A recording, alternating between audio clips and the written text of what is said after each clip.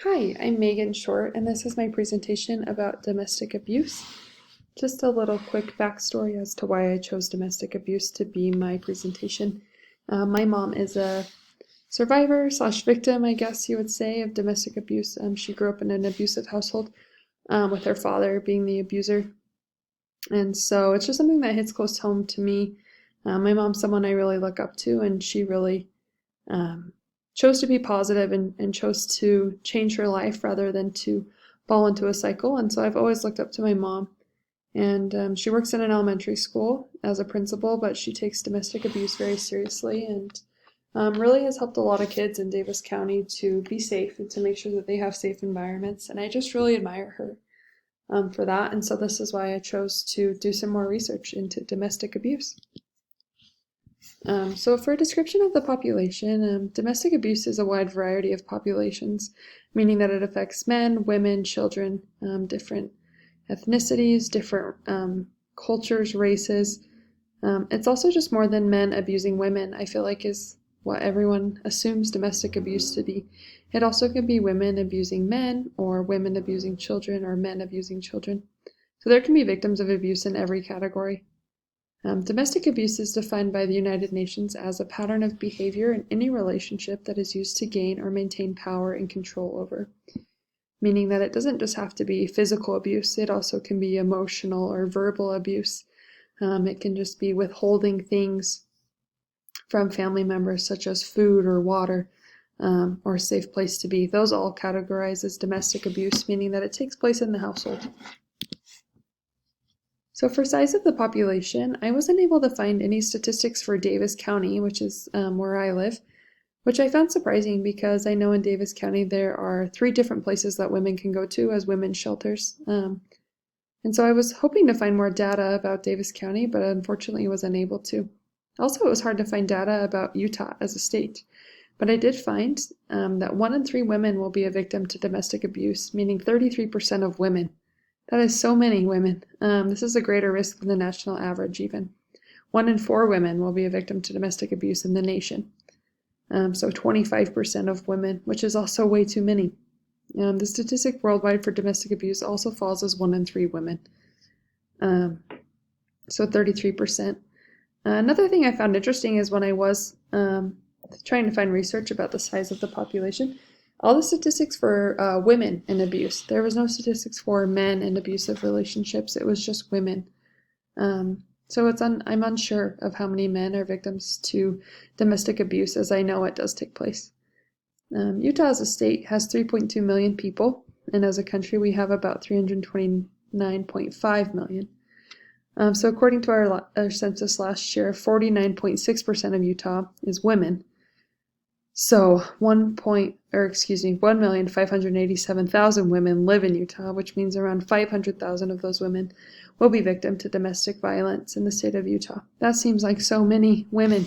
1 in 3. That means like any group of 3, you look around, any one of you could be a fall victim. And that just seems like too many women. So some of the contributing factors to domestic abuse. First, looking at the social determinants of health. And a social determinant of health is defined by the World Health Organization as non-medical related factors that still have an impact on someone's overall health outcome. So this could be food, water, shelter, access to health care, those types of things that still have an effect on your health outcome, but aren't necessarily related to your immune system. One of these determinants of health are safe housing. Domestic abuse takes away a safe housing environment and creates a barrier for this population who fall under the domestic abuse. To not have a safe home, to put you at a risk of being on the streets or to be in a shelter or to be an environment you wouldn't thrive in really does have an overall effect on your health, whether that be mental or physical.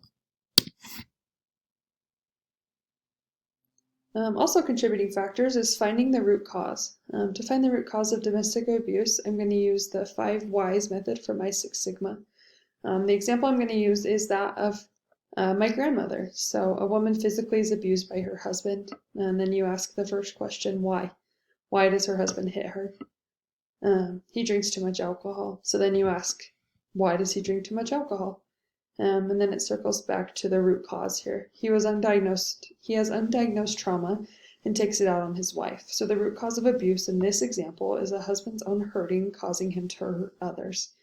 My grandpa had some mental health issues that he was undiagnosed and untreated, and so he used alcohol to help to dull those feelings of pain, and the alcohol caused him to have anger and to take it out on my grandma and my mother. So that was the root cause in this specific example for myself. But according to the National Domestic Violence Hotline, people become abusers because of the need to have power and dominance in the relationship. So the need for this dominance is rooted in their own personal abuse, meaning they were abused themselves as younger children, helplessness, trauma, mental illness, and fear of loss of control. So anything that helps them to feel like they're in control or feel like they have power might be the reason why they've become an abuser. Another contributing factor that we need to look at is Maslow's hierarchy of needs. So here's an example of the hierarchy. And as the base, we have the physiological. So breathing, food, water, sleep, those types of things. And as it goes up the hierarchy, it's just level of importance, meaning at the top of the hierarchy, you really don't need to survive, but really does help you to have a good life. So to look at this, we want to look first at what is met in the hierarchy of needs. And normally in domestic abuse cases or victims, the first level might be met because they are breathing, they have food, they have water, they sleep. But then as you move to the second level, it's unmet. Safety. They're not safely in a home. They might just have food or water or sleep, but the consequence of that might mean that they are being abused in order to have those things. So it doesn't keep them safe. They wouldn't feel love or belonging. They're not in a safe relationship. They wouldn't have esteem. They wouldn't have self-actualization. So the rest of the hierarchy really would be unmet for these population of domestic abuse. And then anticipated functional level, really it leaves them at a low functioning level. Really it just leaves them as getting by. I know, for example, in my grandma's case, it really just was her getting to work and coming home. That's really all that she could function and didn't feel safe or have love or belonging or esteem. And those were things that really affected her whole life. So likely health outcomes are poor because if you don't have this whole hierarchy of needs, you're not creating a self-healthy lifestyle for you or your family. Other specific concerns can be communicable versus non-communicable diseases and infections. There's a risk in a domestic abuse for blood-borne disease spread. There can be blood when there's physical domestic violence, and if one of the partners were to have a blood-borne disease and blood were to be spread, there is that risk of HIV, for example, or hepatitis being spread. As for non-communicable diseases, meaning that it's not spread from person to person, there could be definitely non-communicable diseases in the cases of domestic abuse.